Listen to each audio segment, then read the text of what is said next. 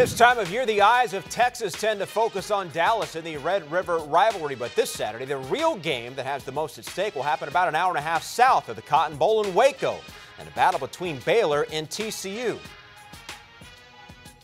Hi, everyone. I'm Ray Crawford. This will be a true Texas-sized showdown featuring the two top defenses in the Big 12 and the two highest-scoring offenses in the conference as well.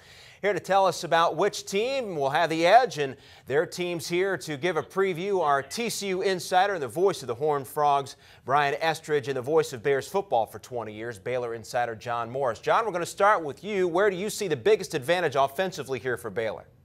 Well, I think you start with Bryce Petty, Baylor's senior quarterback. He's the reigning Big 12 Offensive Player of the Year. He's just really good back there running this offense that's number 2 in the nation, number 1 in the FBS in scoring offense.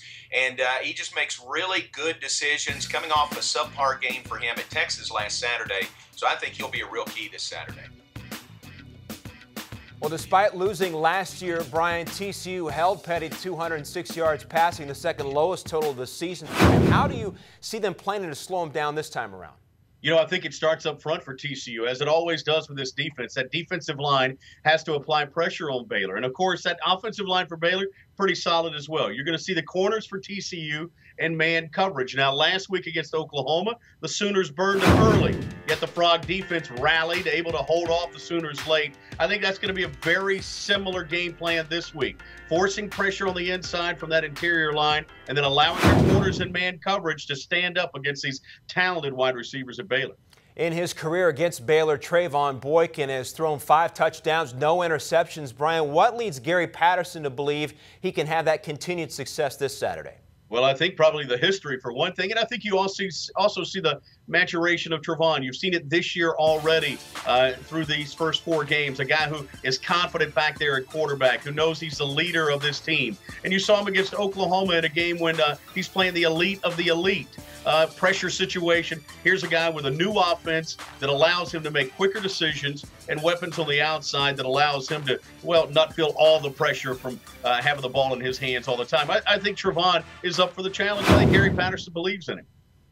Brian, we here are very impressed with Trayvon Boykin. He's having a great year, but also this is a Baylor defense that may be the best defense we've had in about 20 years. It's a very active defensive front.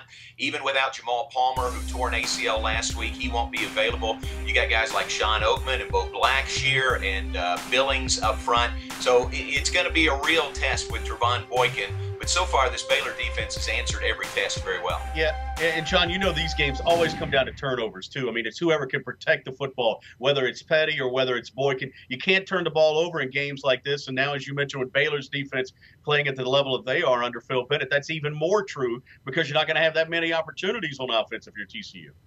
John, we like to put the biggest in history label on a lot of things in our society, but this may be justified. Is this the biggest football game in Waco history? I don't know if I would go that far. Maybe by the time Saturday gets here, it might be. But I can say this. It is the first ever top 10 matchup at McLean Stadium. Okay, it's first year at McLean Stadium. But it is only the second all-time top 10 matchup here in Waco. So it is right up there. It's number 5 Baylor, number 9 TCU. Folks will be hanging from the rafters at McLean Stadium on Saturday. You know, John, my friend LaDainian Tomlinson told me the biggest game in Waco was a game between University High and Waco Midway. I think those were the two teams that played, and I think that was one of the things that he pointed out was, hey, you know, that's a big game. This is a big game as well, and I think John's right. It's going to come down to the end of the game. Let's see how it plays out to determine if it's the biggest game ever at Waco.